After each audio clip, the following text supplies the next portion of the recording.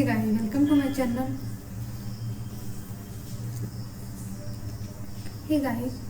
channel. Learn with me. तो अगर आप भी UPPCL एग्ज़ाम असिस्टेंट अकाउंटेंट के लिए जो 2021 दिसंबर में होने वाले उनके लिए प्रिपरेशन कर रहे हो तो मेरे चैनल को सब्सक्राइब करना ना भूलिए, क्योंकि यहाँ पे आपको अकाउंटेंसी और कंप्यूटर से रिलेटेड जितने भी इम्पोर्टेंट क्वेश्चंस होंगे वो मैं कराऊंगी। अभी मैंने बिल ऑफ एक्सचेंज का जो पहला पार्ट है वो बना रखा है, जो उसकी सेकेंड क्लास है वो आज हो रही है, जिसमें हम सारे इंपॉर्टेंट क्वेश्चंस करेंगे। सबसे पहले मैं आपको इसके जो बेसिक्स हैं वो बता देती हूँ। बिल ऑफ एक्सचेंज में 3 पार्टियाँ होती हैं, एक ड्रॉवर होता है, एक ड्रॉई होता है और एक पेई होता है। ड्रॉवर जो होता है बिल को ड्रॉ करता है, ड्रॉई जो होता है वो एक्सेप्ट करता है, और पेई जो होता है जिसने एक्चुअल में पेमेंट करी है ड्रॉई को। तो चलिए स्टार्ट करते हैं पहले क्वेश्चन से। On dishonour of a discountable bill home does the bank look for payment. कह रहा है कि अगर बिल डिसऑनर हो जा रही है, मतलब ड्यू, डिसऑनर का मतलब होता है ड्यू डेट पे अगर पेमेंट नहीं हो रहा है तो डिस्काउंट के लिए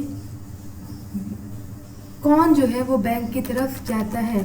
तो ड्रॉवर जो है जिसको पैसे मिलने होते हैं, अगर उसको पैसे नहीं मिलते हैं तो वो बैंक से डिस्काउंट पे जो है बिल को डिस्काउंट करा के, यानी कम पैसे पे बैंक से पेमेंट करा लेता है। तो यहाँ पे आप देखोगे कि जो पेई है वो बैंक बन जाएगा, लेकिन कौन बैंक के पास जाता है तो ड्रॉई जाता है, ड्रॉवर जाता है, क्योंकि ड्रॉई उसको पेमेंट नहीं करता है। आई होप आपको समझ में आ रहा हो। सेकंड क्वेश्चन की तरफ चलेंगे।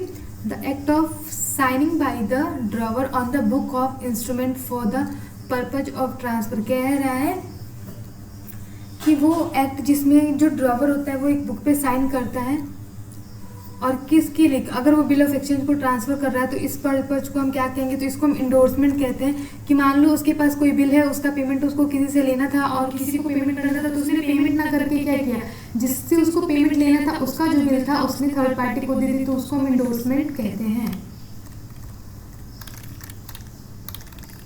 ओके, थर्ड क्वेश्चन करेंगे। Which balance is shown by BR book. BR book में कौन सा बैलेंस दिखता है, तो बीआर बुक में हमेशा हमें डेबिट बैलेंस दिखता है। On home the trader bill draw.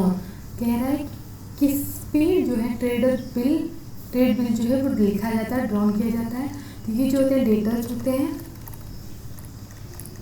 Party who is entitled to receive the cash of bill a receivable is card.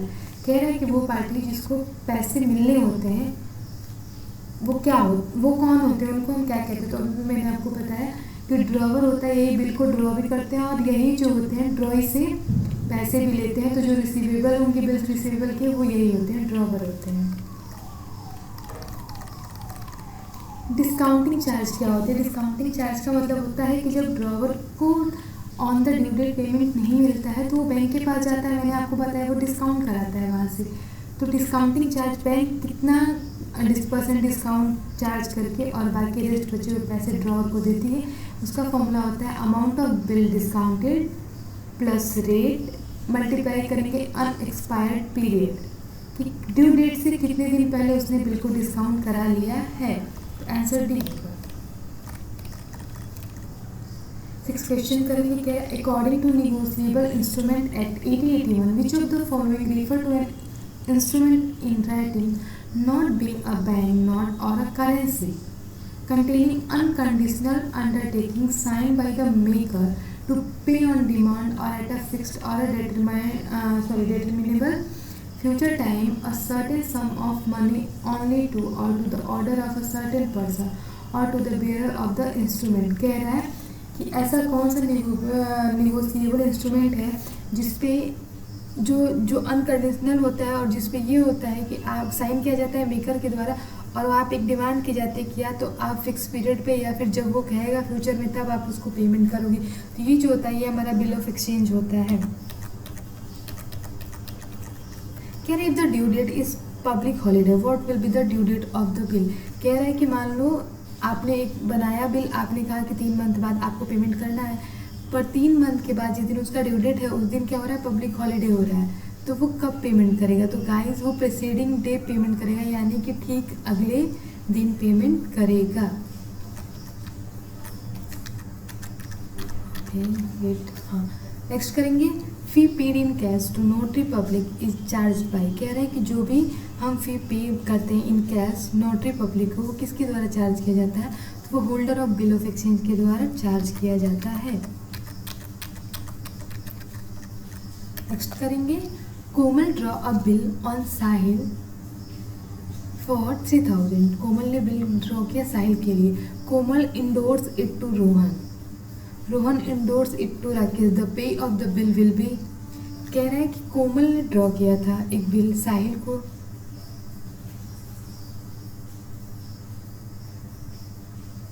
$3000 का था।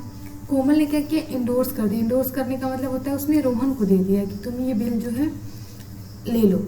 रोहन ने उस बिल को उठा के राकेश को दे दिया, तो the pay of the bill will B. तो इसमें जो पे है वो कौन होगा, मतलब बिल किसको पे किया जाएगा, तो इसमें जो पे है वो राकेश होंगे, क्योंकि एट लास्ट बिल किसके पास है, राकेश के पास है, तो जो भी पेमेंट होगी वो राकेश को होगी।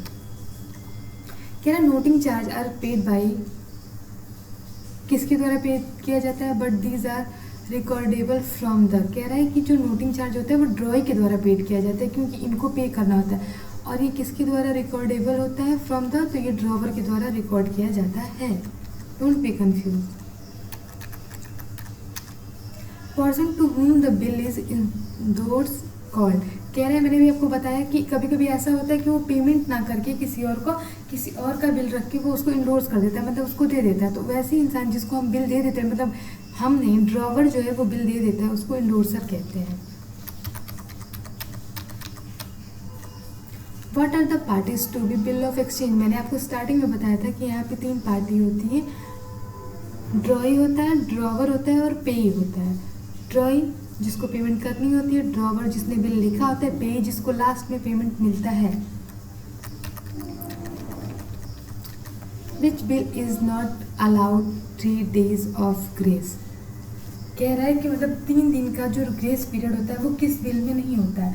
तो देखो, बिल आफ्टर ड्यू डेट में होता है, बिल बिफोर ड्यू डेट में होता है, bill at the time of due date होता है, बिल एट साइट में ऐसा कोई भी 3 days ऑफ ग्रेस नहीं अलाउड होता है। ये आप याद रखिए, ये सबसे ज़्यादा क्वेश्चंस आते हैं। कभी कभी ये आता है कि 3 days जो एक्सटेंड होता है उस डेज को हम क्या कह सकते हैं, तो उस डेज को हम ग्रेस ऑफ डेज कहते हैं।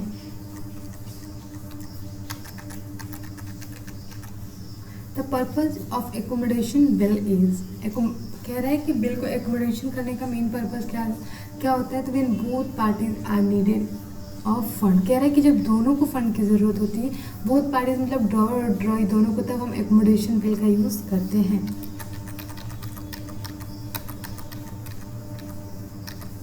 कह रहा है it is a period of time after which a bill become payable. कह रहा है कि वो कौन सा पीरियड ऑफ टाइम होता है जिसके बाद जो बिल होता है वो पेएबल होता है, तो टेन्योर होता है। जब टेन्योर खत्म हो जाता है देन जो बिल होता है वो पेएबल हो जाता है।